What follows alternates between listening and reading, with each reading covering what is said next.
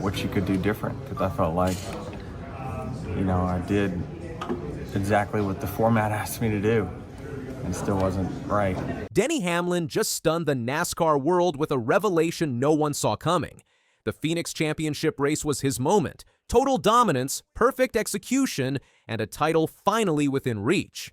But in an instant, it all collapsed. One decision, one twist, one heartbreaking ending that left fans speechless. And now, after holding back for days, Hamlin has finally spoken out, and what he said has sent shockwaves through NASCAR. Let's rewind. Phoenix Raceway, the site of the 2025 NASCAR Cup Series Championship. All four championship contenders, Denny Hamlin, Kyle Larson, William Byron, and one more, lined up first through fourth with just 30 laps to go. It was a dream scenario for fans and the league. The playoff system had worked perfectly, at least on the surface.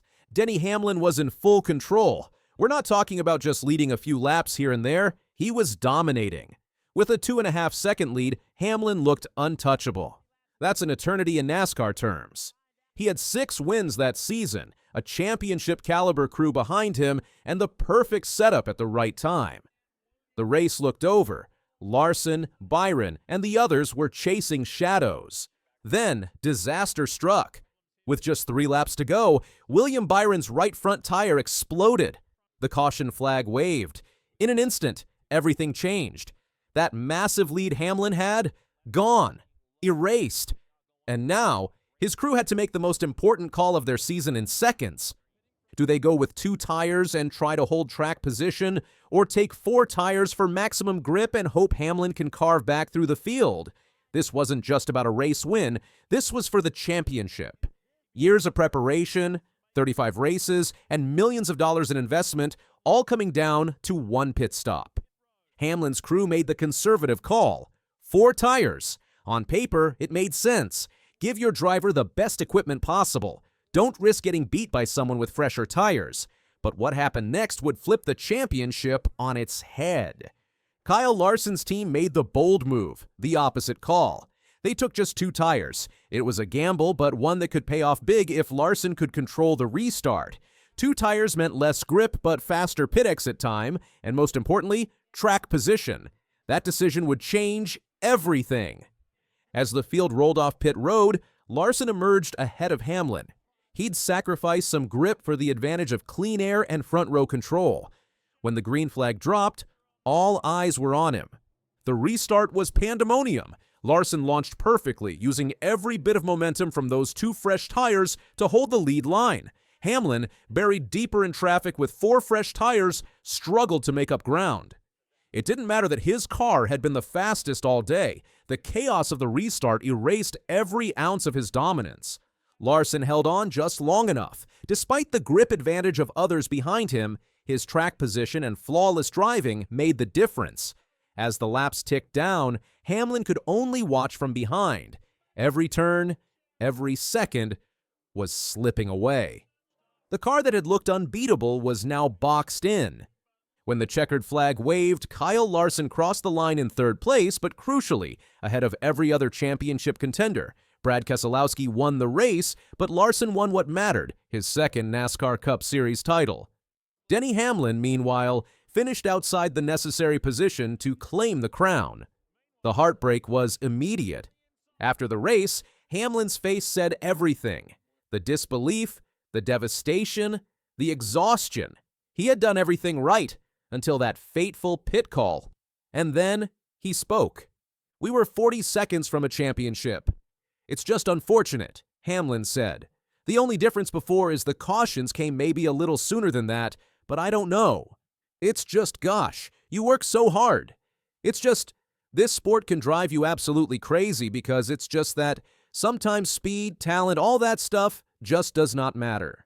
Yeah, there's not a whole lot second guessing, I would say. I mean, certainly from my standpoint, there's just not much. I did exactly what the format asked me to do, and still wasn't right. Hamlin's comments weren't just about the pit stop, they were about the system itself, the playoff format. And while he didn't outright criticize NASCAR, his tone spoke volumes. This wasn't just a driver venting frustration. It was a veteran questioning the fairness of how champions are crowned. For context, NASCAR's current playoff system creates a final race where 4 contenders compete head-to-head, and the highest finisher among them takes the title. It's thrilling, unpredictable, and perfect for television, but sometimes cruel for the drivers. Under the old Winston Cup point system, Hamlin would have been champion already. His 6-win season and unmatched consistency would have locked it up weeks ago. But under the current rules, 1 late caution and 1 strategic call erase months of work. And that's where Hamlin's bombshell landed. Everything I really prepared for happened today. And I felt like we responded, losing track position at one point and just battling back. Did really well on restarts, hadn't been good on restarts for the bulk of the year. The team brought a great championship car, and I felt like I drove it just right up until 2 laps to go. This is the part that stinks. That statement lit up the NASCAR community. Fans flooded social media, some agreeing, some calling it sour grapes. But many understood what Hamlin meant. The heartbreak was real, and his words echoed what traditionalists have been saying for years. The current system may create great TV, but does it truly crown the best driver? Meanwhile, Kyle Larson was basking in the glory of his second title. He acknowledged the gamble his team took and how close it came to backfiring. I mean, really, I'm just speechless. I can't believe it. We had an average car at best. We had the right front go down, lost a lap, got saved by the caution, did the wave around, was really bad that run. We took 2 tires. I was like, oh God, here we go. We're going to go to the back now. And that's the irony. The very thing that cost Hamlin the title is what gave Larson his. 2 different philosophies, one conservative, one bold, and only one could win. As the dust settled, Hamlin walked away empty-handed again. 6 wins, most laps led in the final race, but no championship trophy. The sting of coming so close, again, was almost unbearable. This loss will haunt him. It's not just the missed title, it's how it slipped away. A driver who had everything under control saw it vanish because of a split-second call and a 2-tire gamble that changed everything. Hamlin's remarks have sparked a deeper debate. Is NASCAR's playoff system really fair, or has it become too focused on drama over merit? The 2025 finale was everything NASCAR executives dreamed of. Intense, unpredictable, unforgettable. But for purists, it highlighted the system's biggest flaw, that sometimes the best driver doesn't win. In the aftermath, pundits and fans alike are calling this one of the most painful losses in modern NASCAR history.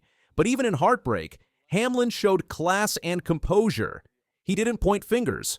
He didn't lash out. He just told the truth. And that truth may force NASCAR to take a hard look at its own system, because if a driver can dominate a championship race, lead nearly every lap, and still lose the title to someone who didn't win the event, then maybe it's time for a conversation about what defines a true champion. Denny Hamlin didn't just lose at Phoenix. He exposed the cracks in the system. He reminded everyone that in this modern era of NASCAR, greatness alone isn't enough. You also need timing, luck, and sometimes the courage to gamble. One race, one decision, one bombshell, and NASCAR may never be the same again.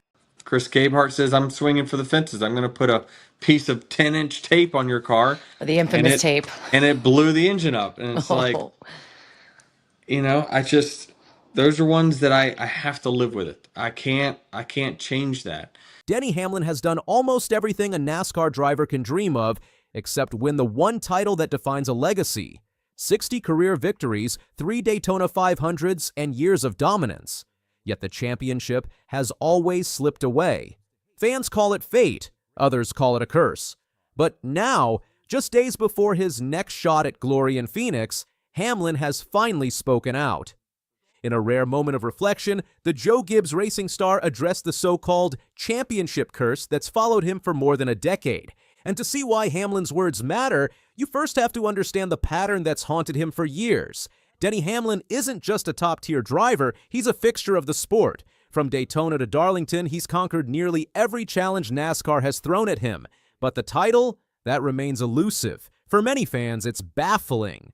How can someone this good, this consistent, this dominant, keep coming up short? Heading into Martinsville 2025, Hamlin didn't have to stress. Thanks to his win in Las Vegas, he had already secured his place in the Championship 4. It was his 60th career win, another reminder of his excellence. But even with that victory, there was an underlying tension. The playoffs are about one thing: winning the title. Hamlin has come close multiple times, most painfully in 2019 when a late race mistake and strategic missteps allowed teammate Kyle Busch to snatch the title from his grasp. That loss, more than any other, still lingers. I had them right here, and I let them go, Hamlin admitted, speaking candidly about that crushing defeat. But time has given him perspective. Than it was early in my career, such as 2010, where it's like, man, I had him right here, and I let him go. I have to live with it. I can't change that, Hamlin reflected after his Las Vegas win. At the end of my career, it's been far more of the I'm okay with the result because I did the best I could than it was early in my career. You know, those are ones that I have to live with it. I can't change that. And I feel like at the end of my career, it's been far more of the I'm okay with the result because I did the best I could. This is a different Denny Hamlin than the one fans saw years ago, one who wore every near miss like a scar. Now he's focused on execution, not drama, not what-ifs, just performance. I just hope that I leave Phoenix knowing that I did the best that I could do. There's nothing I could have done different, and I think I'm still going to be very gratified with whatever result that is.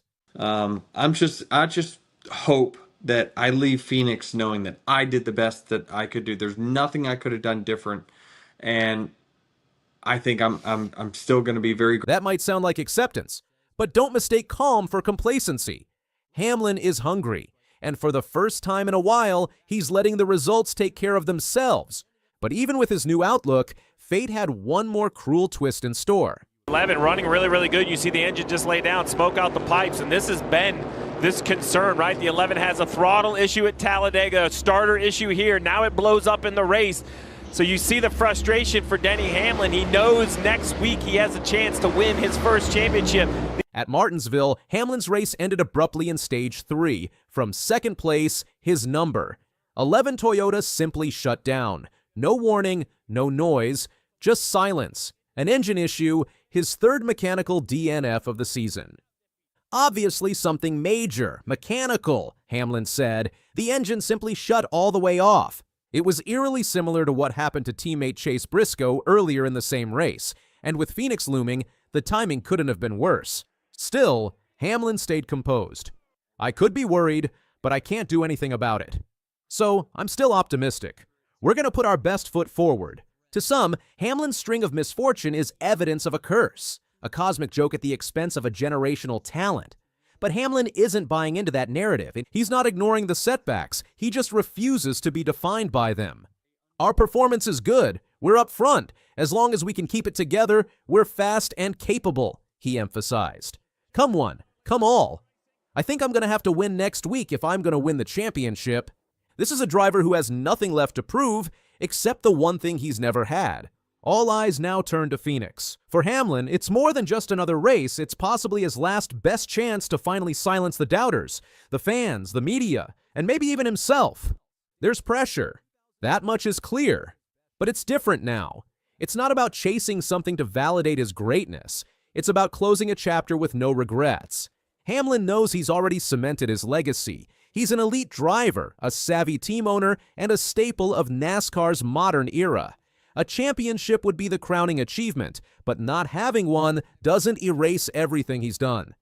Still, he wants it, badly. This year, Hamlin has shown that he's still at the top of his game.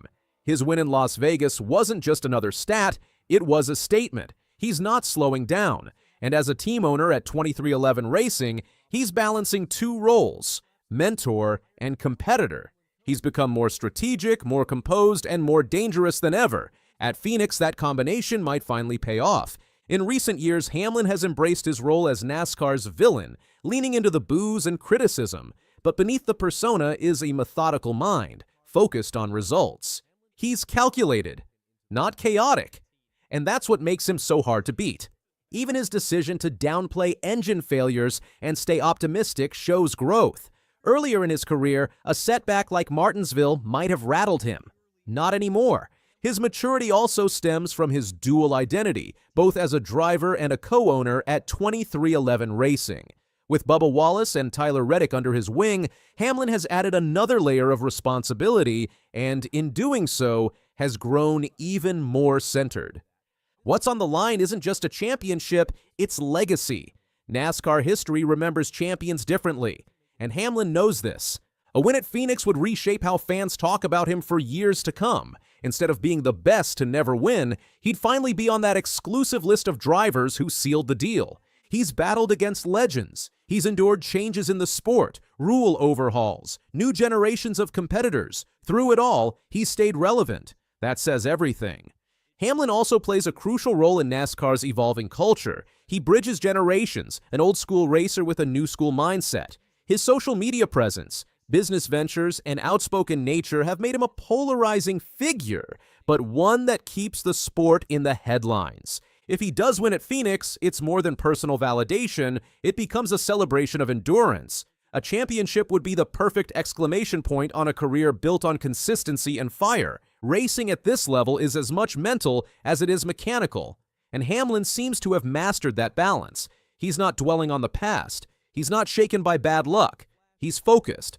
"I'm going to come prepared," he said. Hopefully it's enough. He knows that all it takes is one perfect day, one clean race, one moment of opportunity, and everything could change. Hamlin's career has also shown a remarkable evolution in leadership. Behind the scenes, he's one of the most respected minds in the garage. Drivers lean on him for insight, and his business acumen is shaping the future of NASCAR through his ownership at 2311 Racing. This story isn't just about a man chasing a trophy. It's about resilience, perseverance, reinvention. Hamlin represents the veteran who refuses to fold, who keeps coming back year after year, even when the sport moves on. He's a reminder that greatness isn't always defined by championships. It's defined by the fight to earn one. And now, as Phoenix approaches, fans around the world wonder if this is the year it finally all comes together.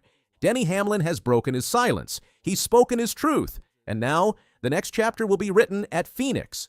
Will the curse continue, or will one of the most talented drivers in NASCAR history finally have his crowning moment? The fans are watching, the critics are waiting, and Hamlin, he's just getting ready.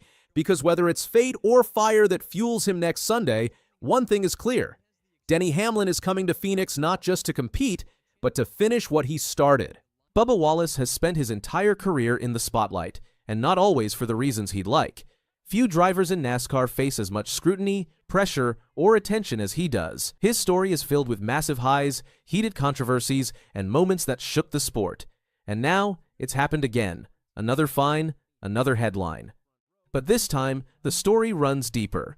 To understand why this moment matters, we have to look at how Bubba got here and what it really says about NASCAR today. Born the 8th of October 1993 in Mobile, Alabama, William Darrell Wallace Jr., better known as Bubba, got his first taste of speed as a kid. His family moved to Concord, North Carolina, not far from the heart of NASCAR territory. Go-karts, dirt bikes, local late models, every race early on pointed toward one thing.